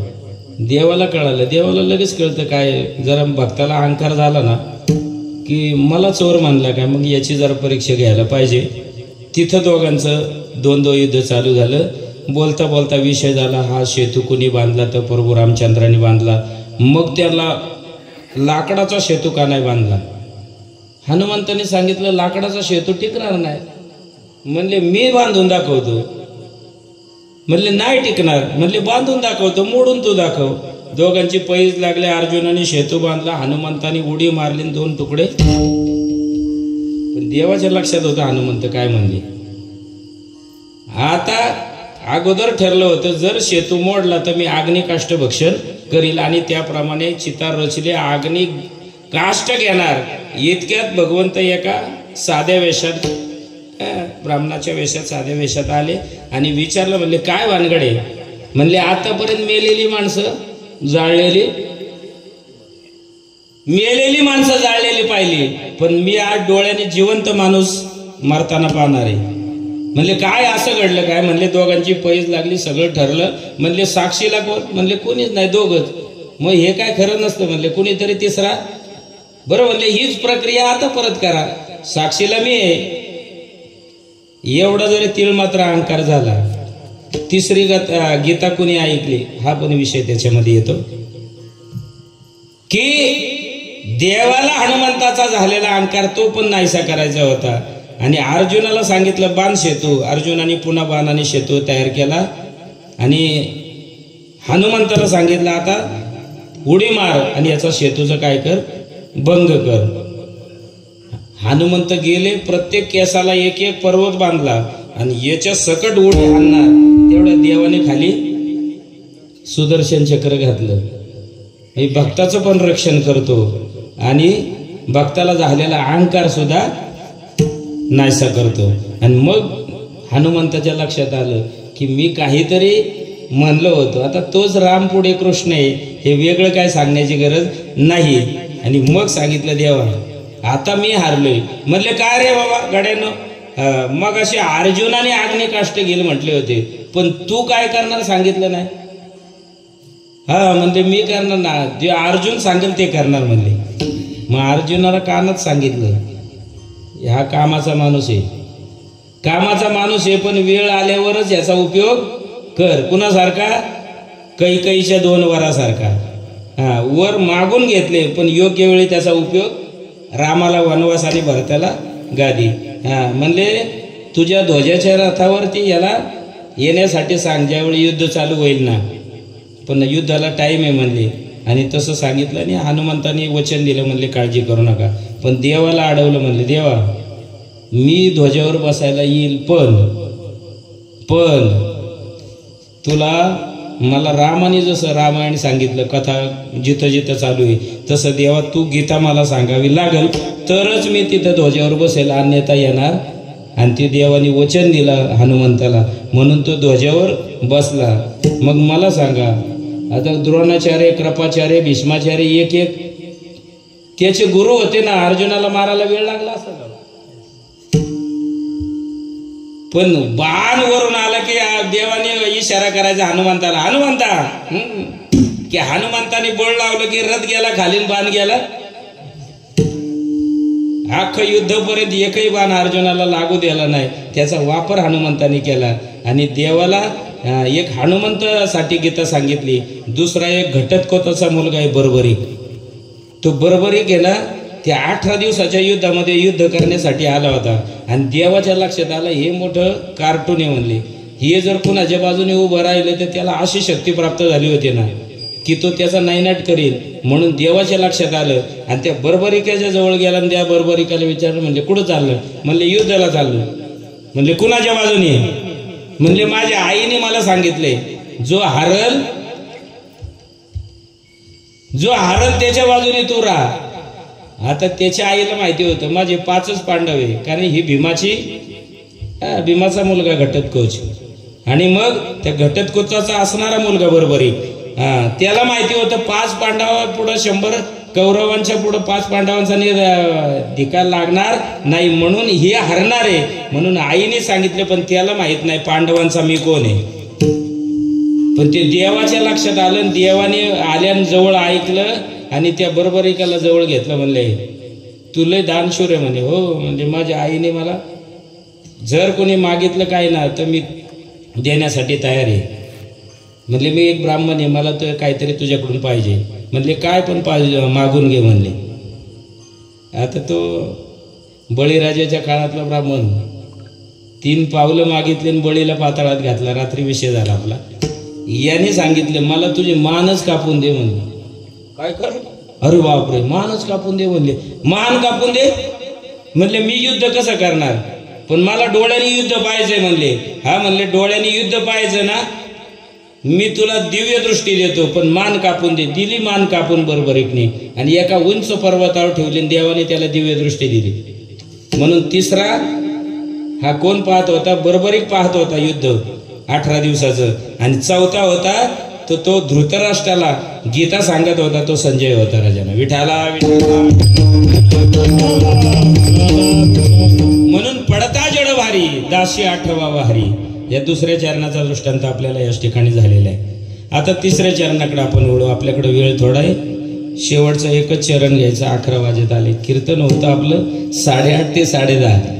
आज म्हणलं लवकर होईल, पण चला आज कोळपकर कुटुंबियाची इच्छा आहे. आणि त्यांना माहिती आहे कलाकारांना, हे फाले महाराज म्हणलं 2-2.5 तास घेतल्याशिवाय नाही म्हणतो, पण घेतल्याशिवाय राहत नाही. ते पूर्ण अभंग चरण सुटल्याशिवाय बाबा मला ते चैनच पडत नाही. आता रात्री 12 चरणाचा 16 चरणाचा अभंग आलेलो 1 तास उशिरा, तरी सुद्धा कधी कधी चिखलात छापला घालाव्या. म्हणून नामाच्या चिंतने 12 वाटा पळते विघ्ने. जर तुम्ही त्याची भक्ती केली ना, तर ते विघ्न 12 वाट्याने पळते राजानं. तुम्हाला त्या विघ्नाचं अगदी लवले सुद्धा देव लागू देणार नाही राजानं. एक लक्षात ठेवा. एक दृष्टांत देतो. काही फुगीर माणसं असतात पहा.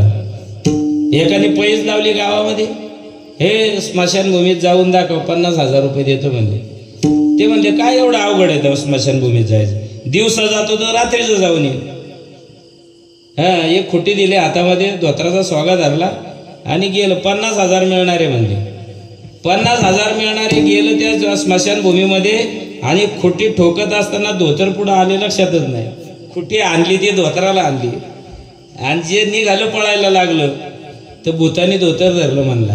जागेवर मेलं ना.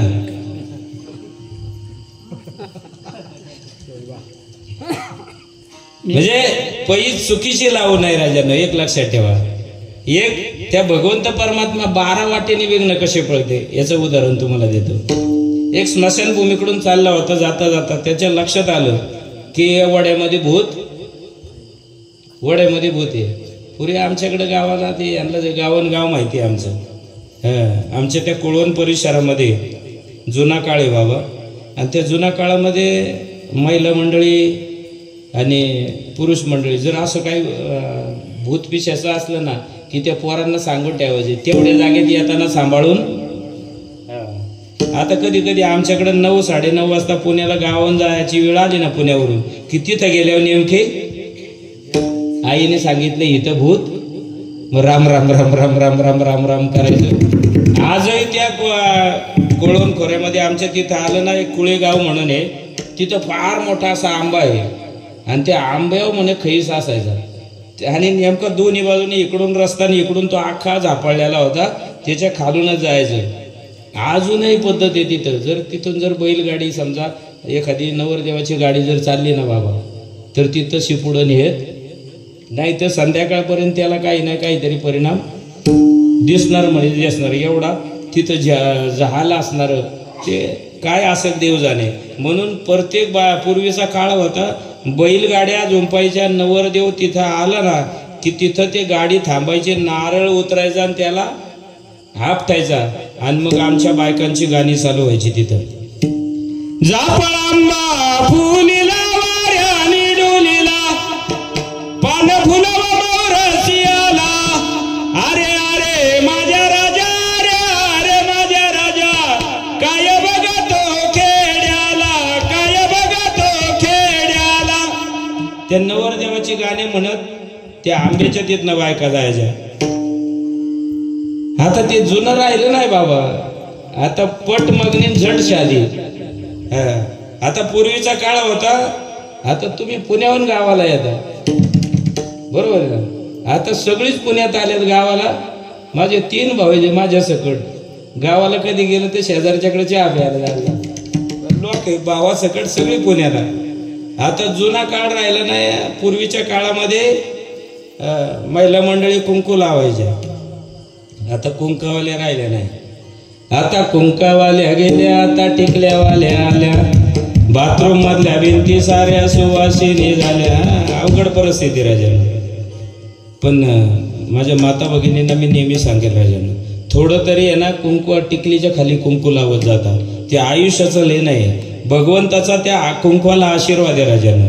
ज्यावेळी चित्रकूट पर्वतावरती हनुमंतराया आणि सीतामातेच्या समोर बसलेले असताना आईच्या कपाळावरचं कुंकून पाहिलं, भांगामध्ये शेंदूर भरलेला पाहिला आणि हनुमंतरायाने जे असणाऱ्या सीतामातेला प्रश्न केला, आई साहेब का तुम्ही कुंकू लावता? तुम्ही कुंकू लावायचं कारण का भांगामध्ये तुम्ही शेंदूर भरता?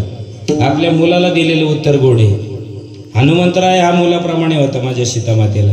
हे हनुमंत ऐक म्हणले, जोपर्यंत माझ्या कपाळाला कुंकू आहे ना तोपर्यंत माझ्या कुंकवाच्या धान्याला धक्का सुद्धा लागणार नाही.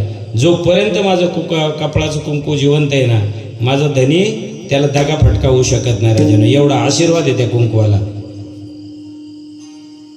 एवढं कळालं मग हनुमंतराय म्हणले, अहो तुम्ही तर एका जन्मापुरते आहे त्याला, माझा तो जन्मजन्मीचा तो मालक आहे. मग मी पायाच्या नाकापासून तर डोक्याच्या केसापर्यंत शेंदूर हनुमंतरायाने लावून घेतला.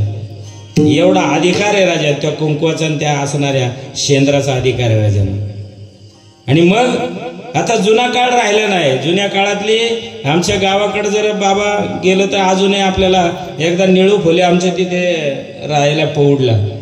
तुम्ही मंडळी कधी आला असेल, हे कलाकार मंडळी, पौड वगैरे गाव माहिती असेल ना तिकडे. तिथे त्याचा छोटा बंगला. आता ते गेले. त्या बंगल्यामध्ये संध्याकाळचं जेवण केल्यानंतर फेरी मारण्यासाठी निळू फुले निघाले गावात. आणि ते आमच्या गावाच्या जवळ आले, चिखलगावच्या जवळ आले आणि त्याला त्या बायकांची गाणी आवडली. त्याची गाडी गावात आली आणि ती गावात आल्यानंतर त्या एकाचं लग्न चालू होतं. त्या लग्न सोहळ्यामध्ये ते गाणी ऐकायला सांगितली आणि शूटिंग करायला लागली. ती शूटिंग करत असताना त्याला एवढी गुरुची गाणी आवडली की ते म्हणायला लागले, तुम्हाला मी टीव्हीला दाखवणार, माझ्या असणाऱ्या पिक्चरमध्ये तुमची गाणी मी दाखवणार. मग म्हणले कोण गाणी मग अशी म्हणत होती? एका चढी एक पुढं म्हणायला लागले. मग ते म्हणले जरा एखादं गाणं म्हणून दाखवा आम्हाला. मग लगेच त्यांचा स्वर निघाला. त्या स्वर निघाला की मला वाटतं यांना काय किती वर असतो आपला पकवाज, पण त्याच्या स्वरात लागणार. त्यांचा स्वर इतक्या उच्च पट्टीचा असतो ना. अंगरवाडी बाळा डोंगरवाडी बाळा इच काय रे, सासरवाडी बाळा इच काय रे सासरवाडी. ते जुन्या काळातल्या महिला अजूनही ती गाणी म्हणतात. ती इतकी गोड वाटते ना, ती कानाला बरी वाटतात. आता पूर्वीचा, आता जर एखादा मुलगा पुण्यामध्ये आणला तर पूर्वीचा काळ काय होता बाबा, त्याला देवक करायचं हे सगळं होतं का नाही? आता ते आहे का? आता जर आपण एखाद्याला विचारलं, चुच कर रे नाही दादा तुझा सोन्याचा वस्तारा, ते म्हणतील काय भानगड याची. ही पद्धत होती पूर्वीची. तेलनीच तेल नागिनीच पान सुरवडाची काडी, तेलवान पाडी चुकल वाकल मानवून घेवा आणि एवढ कार्य शेवटाला नेवा. आता काही राहिलं नाही. आता मुली पण आणि मुलं पण आणि घरातली सगळीच माणसं त्या नवरदेवाच्या पुढं शांताबाई शांताबाई शांताबाई. अरे कुठं संस्कृती चालली राजानं? संस्कृतीचं मातेरं झालंय राजानं. 12 वाटे पळते विघ्ने. त्या वाटेने चाललेलं होता आणि त्याने सांगितलं, म्हणले या ठिकाणी भूत असतं. त्याला आठवलं आणि नेमकं त्या वाड्यामध्ये त्याला भूताने धरलं. बरं ते एकाने धरलं नाही, धरलं तिघांनी. आणि एक म्हणतोय कच्चा खायचा, हे म्हणतो कच्च्याला चव लागत नाही म्हणली. एक म्हणतो याला भाजून खायचा, एक म्हणतो याला तुकडे करून खायचा. तिघा भूतांनी ठरवलं. आणि हे अंगाचं लटलट लटाप काय झालं जागेवरून हालून देणार. पण म्हणलं काय रे याला भाजून खायचं. म्हणलं 20 तू तर लागल ना. हे म्हणले ते काय समोर आग्ने जळत असताना दिसतं. म्हणले जातो मी. एक जण गेला आणि नेमका सप्ताह चालू होता तिथं. कोळपकर वस्तीवर आलं ना, आजूबाजूला भूत आलं आणि तिथं सप्ताह चालू होता. शेकोटी पेटवलेली होती. ते विस्त आणायला गेलं पण इकडं भजन चालू झालं. विठ्ठल माझा माझा माझा माझा माझा विठ्ठल माझा मी विठ्ठलाचा विठ्ठल माझा माझा माझा माझा माझा विठ्ठल माझा मी विठ्ठलाचा. लय उंच झालं ना. भजन चालू झालं, त्या भूतानी पाहिले ते परत गेलं आणि पळत धापा टाकत गेलो. त्याच्यात ते दोघांबरोबर अरे का परत आला? अरे म्हणले तिथं हे चालू आहे. अरे म्हणले काय चालू आहे? हे चालू आहे म्हणले. त्याला कुठं माहिती भजन चालू आहे? आणि तेवढ्यात ह्या गाड्याने ऐकलं. म्हणलं हे म्हणले होते घाबरत्यात. मग या तिघांनी याला धरला होता ना, मला सोडता का नाही तर मी हे म्हणू. त्याला काय माहिती हे म्हणजे काय ते. आता हे म्हणू का म्हणून त्यांनी दिलं सोडून तिघांनी. आता तिघांनी सोडलं आणि ते निघालं पळत. हे तिघ पळत त्याच्या मागं आले ना, आले सप्त्यापर्यंत. आल्यानंतर त्या नेमकं जे चहा बनत होते ना त्याच्याजवळ आला तो सकाराम आणि धापायला खायला लागला. म्हणले काय आलं रे? म्हणले भूताने धरलं मला. मग म्हणले तिथं आल्यावर एक जण इथं आला आणि त्याला जवळ आला आणि तो म्हणत होता तिथं हे चालू आहे. अरे हे चालू म्हणजे भजन चालू आहे ना गाढवा. हा भजन चालू आहे एवढं म्हणला आणि तिथं आलेली ती भूत पळून गेली राजानं. नामाच्या चिंतने 12 वाटा पळती विघ्ने. आता शेवटच्या चरणामध्ये संत श्रेष्ठ जगद्गुरु तुकाराम महाराज म्हणतात, तुका म्हणे प्राण करू देवाशी अर्पण. 1-2 मिनिटाचा 5 मिनिटामध्ये कोणी कोणी त्या भगवंतासाठी प्राण अर्पण केला हे आपल्याला सांगू आणि शेवेला पूर्ण विराम देऊन नंतर शेवटची चाल घ्या. फक्त लक्ष देऊन ऐका. शेवटच्या चरणामध्ये तुम्हा आम्हाला ज्ञात आहे राजांनो की मंगळवेळेची असणाऱ्या एका वेश्येची मुलगी कान्होपात्रेने भगवंताचं भजन केलं आणि ज्यावेळी असणाऱ्या बिदरच्या बादशाने स्वतःला तिला पट्टराणी बनवून घेण्यासाठी सुंदरतेवरती बहाळलेला राजा आणि नेण्यासाठी त्याला आला आणि त्याच शिपायांना त्या कान्होपात्रेने सांगितलं काय करो, मला फक्त 5 मिनिटं माझ्या देवाला भेटण्याची आज्ञा द्या आणि नंतर मी तुमच्या बिदरच्या बादशाची राणी म्हणून व्हायला तयार आहे. कान्होपात्रा देवाकडे गेली, देवाला विचारलं, म्हणले हे देवा, त्या बिदरच्या बादशाची होऊन राहण्यापेक्षा देवा सुंदर शरीर तू मला दिलंय, हा प्राणच तुझ्या चरणाजवळ मी अर्पण करते. स्वतःचा असणारा प्राण त्याग त्या ठिकाणी तिने केला राजानो, स्वतःचा देह अर्पण केला. असं जगावं राजानो, एक लक्षात ठेवा, असं जगणं झालं ना राजानो. माझ्या छत्रपती शिवाजी राजांसाठी प्राण त्याग केला. त्या तानाजी मालुसरे यांचा 2 मिनिटात तुम्हाला पावडा या ठिकाणी म्हणून शेवेला पूर्ण विराम.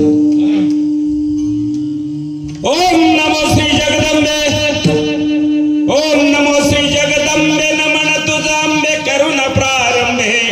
डपावर थापतून तो न्याचा, डफावर थापतून तो न्याचा, डपावर थापतून तो न्याचा, डफावर थापतून तो न्याचा. शाहीर हा महाराष्ट्राचा प्राण, शाहीर हा महाराष्ट्राचा प्राण. शिव प्रभूचा गात गुणगान गात गुणगान धीर दी, शिव प्रभूचे गात गुणगान धीर दी.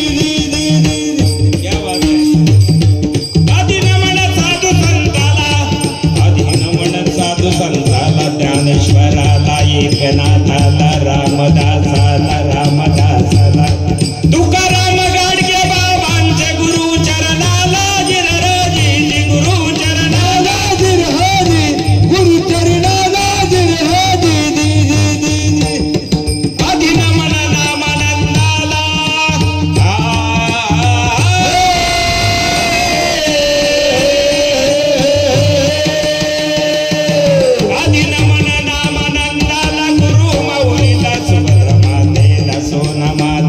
पांडुरंगाला पांडुरंगाला पांडुरंग. पुणे जिल्हा मुळशी तालुक्याला मुक्कामी चिखल गावाला शायरी साज चढविला, पूर्ण चढून शायरी साजाला. फाले महाराज गात पवड्याला गात पवड्याला दीदी, फाले महाराज गात पवड्याला दीदी. अरे ज्यावेळी या माझ्या महाराष्ट्रावरती संकट आलं होतं, आवाज द्या जरा. आणि भर महाराष्ट्रामध्ये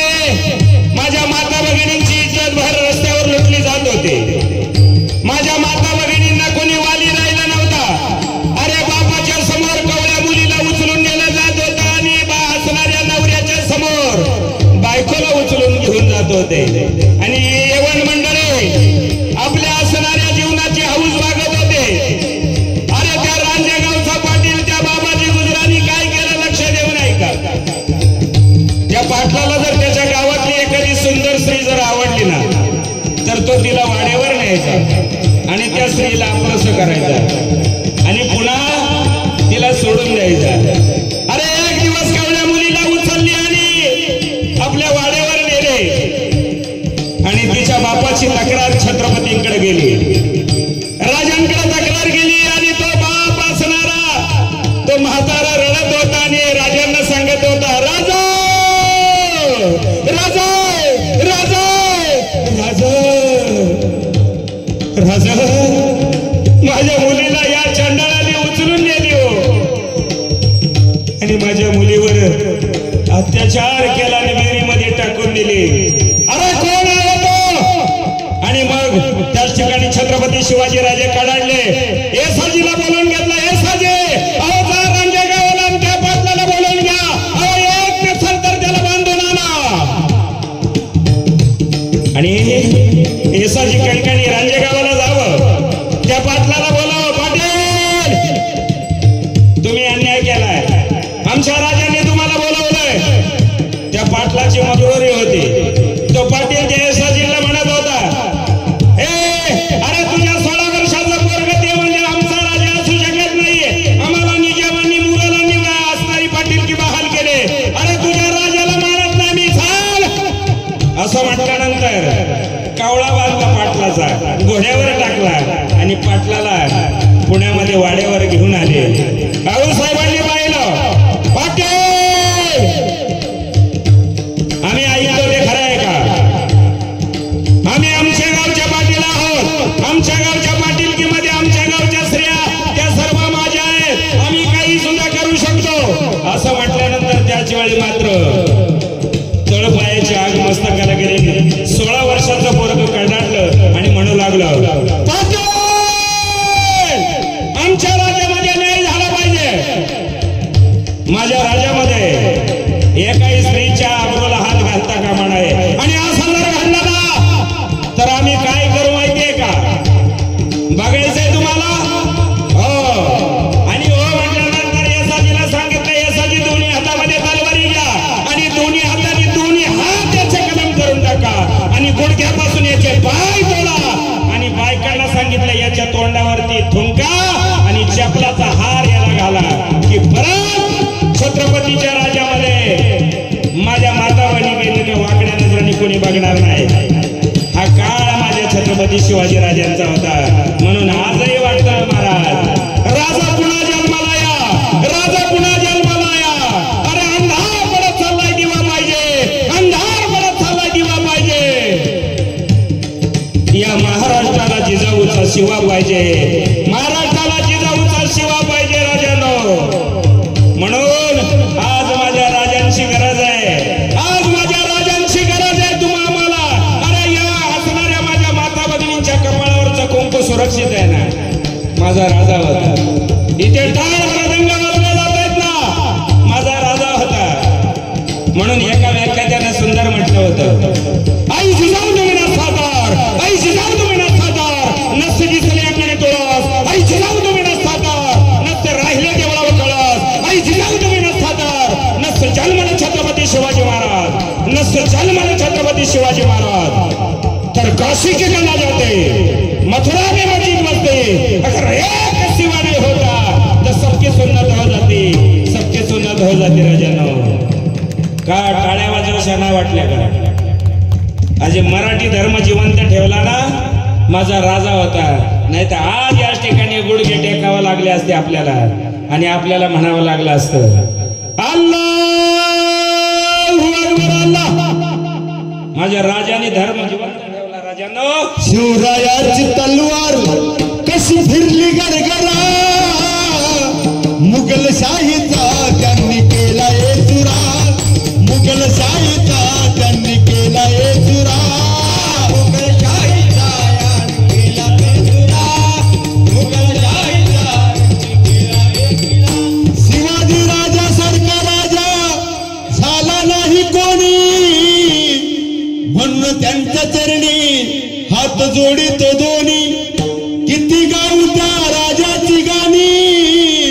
त्या राजाचं वर्णन करण्यासाठी माझी अपूर्ण पडते वाणी.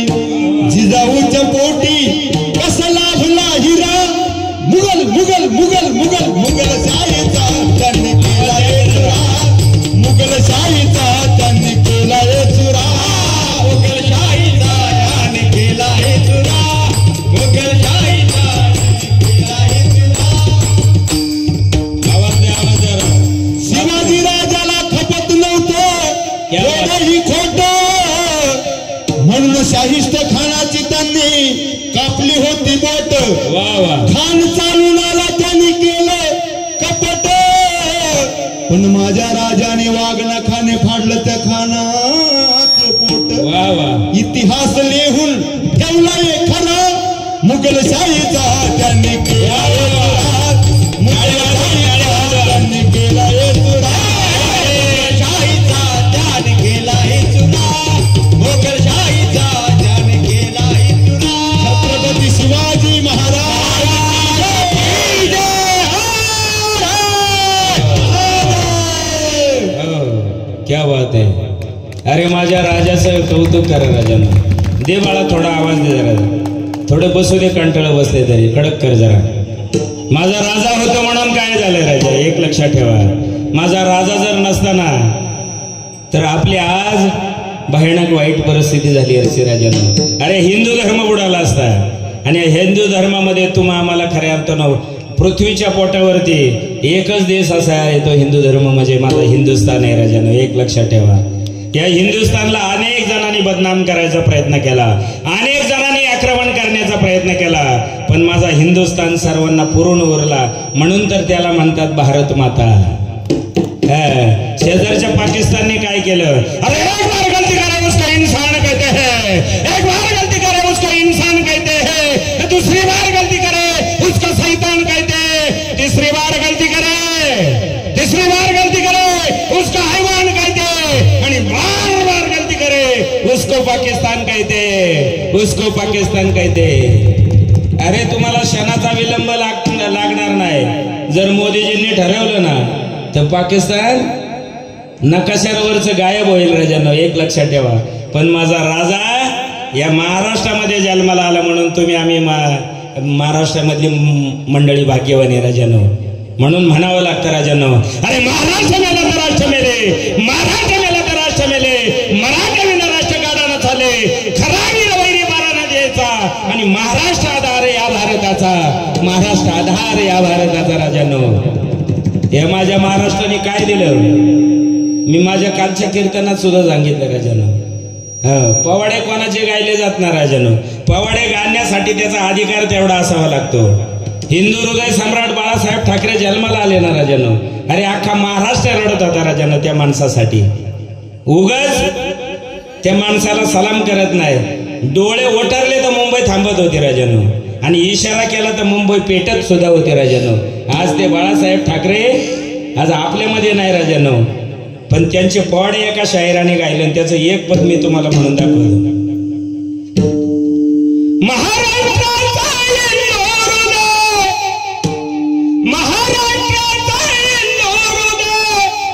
सम्राट म्हणून गाजला शिवसेना प्रमुख एकच साजला, शिवसेना प्रमुख एकच साजला, एक खरबाना एकच राणा शिवबानंतर झाला, गणखरबाना एकच राणा शिवबानंतर झाला, आणि त्या असणाऱ्या माझ्या बाळासाहेबांची कीर्ती अरे चंद्र सूर्याला सुद्धा घ्यावी लागली. सूर्य चंद्र लाजला साजला साजला. हो, म्हणून एका कुठल्या पक्षाची मक्तेदारी नव्हती राजानं. एक लक्षात ठेवा. अरे अशी माणसं समाजासाठी त्यांनी आपल्या जीवाचं प्राण दिलं राजानं. अरे मोडाल पण वाकणार नाही, प्राण जाय पण वचन नाही जा राजानं. अशी माणसं गेली पण समाजासाठी प्राण दिला राजानं. म्हणून मी कालही बोलून गेलो, माझ्या महाराष्ट्राने अशी काही माणसं दिलीत ना राजानं, की माझ्या भारताचा पंतप्रधान नरेंद्र मोदी यांना सुद्धा बाळासाहेबांचा आशीर्वाद घ्यावा लागला राजानं आणि शरदराव पवारांच्या बोटाला धरून आपल्या भारताच्या राजाने सांगावं, आम्ही राजकारण शिकलो असेल तर पवार साहेबांच्या बोटाला धरून राजकारण शिकलो राजाने. ही माणसं माझ्या महाराष्ट्राने दिलेली, म्हणून माझ्या महाराष्ट्राचा स्वाभिमान आहे. अरे दिल्लीचं तख्त जरी चालायचं असेल ना तर माझ्या महाराष्ट्राचा स्वाभिमान आहे राजानं, त्या महाराष्ट्राचा स्वाभिमान राजानं. गोपीनाथ मुंडे सारखे माणसं माझ्या महाराष्ट्राने दिले राजानं, विलासराव देशमुखासारखे माझ्या महाराष्ट्राने माणसं दिली राजानं, आर आबांसारखे माणसं माझ्या महाराष्ट्राने दिली राजानं. काय नाही दिले राजानं. धीरूभाई अंबानी सारखे माझ्या महाराष्ट्राने माणसं दिली राजानं. ही माणसं नाही, ही विभूती आहे राजानं, एक लक्षात ठेवा. आणि त्याच माझ्या महाराष्ट्राच्या राजासाठी तानाजी मालुसरे यांनी आपल्या असणाऱ्या जीवनाचं बलिदान दिलं. माहिती होतं कदाचित मी गेलो, माझ्या मुलाचं लग्न चालू आहे, पत्रिका देण्यासाठी तानाजी मालुसरेंनी जावं, पण राजांना जाऊ देऊ नये, सांगावं अरे मला त्याचं त्यांनी संकटात असताना आम्ही आमच्या मुलाच्या लग्नामध्ये वरवा म्हणून मिरवावं, हे आम्हाला शोभलं जात नाही. बायकोला सांगावं माझे कपडे घेऊन या आणि शेलार मामाला आणि जवळच्या असणाऱ्या भावाला सूर्याजीला जवळ घ्यावं आणि कोंढाणा किल्ला सर करण्यासाठी जावं. राजांना कोंढाणा किल्ला सर करत असताना उदयवानाची तलवार माझ्या तानाजीच्या हात उडावला आणि छातीपासून तर बेंबीपर्यंत तलवार घुसली गेली. तानाजी मालुसरेंचा देह जमिनीवरती पडलेला आहे आणि अशा वेळी गवताची गंजी पेटवण्यात आली. राजांना इशारा करण्यात आला, राजगडावर आलो, आल्यानंतर राजांनी पाहिलं माझा तानाजी पडलेला आहे. तानाजीची मान मांडीवर घेतली आणि आक्रोश केला, ताना ताना अरे बाजी गेला माझा, शिवा काशीदारी प्राण सोडला ताना. अरे हे स्वराज्य कोणासाठी मी निर्माण करायचं? अरे एक एक माझा पुरुष जर ढासळू लागला तर ताना मी काय करायचं? हे स्वराज्य व्हावं ही स्त्रींची इच्छा आहे ना. तुमच्यासारखी माणसं मला गमावून बसतात. मी सांगत होतो जाऊ नको, पण ताना तू ऐकलं नाही माझं. मुलाच्या लग्नासाठी तू थांबला नाही. आता अरे तुझी बायको म्हणजे माझी वहिनी विचारी. आणि सूर्याजी म्हणू लागला, काय सांगू बाळराई बाला, काय सांगू माझ्या वहिनीला. अरे मला माझी वहिनी विचारील माझा पती कुठे आहे, अरे माझा रायबा विचारेल माझा बाप कुठे. दादा कुडीतलं प्राण निघून गेलं होतं. राजा गडावर आणि मान मांडीवर घेतले. तानाच्या तोंडावरून हात फिरवला आणि विचारलं, ताना तुला काय देऊ? ऐका माझ्या तानाने काय मागितलं? राज मला देणारच जर असेल ना तर बाजी प्रभू शिवा काशी आणि असे शूरवीर यांची एक एक पायरी करा आणि आमच्या पायरीवर पहिला तुम्ही पाय द्या आणि तुमच्या पायाची धूळ आमच्या पायरीला लागू द्या. एवढीच माझी मागणी आहे राजांना. तुका म्हणे प्राण करू देवाशी अर्पण. अभंग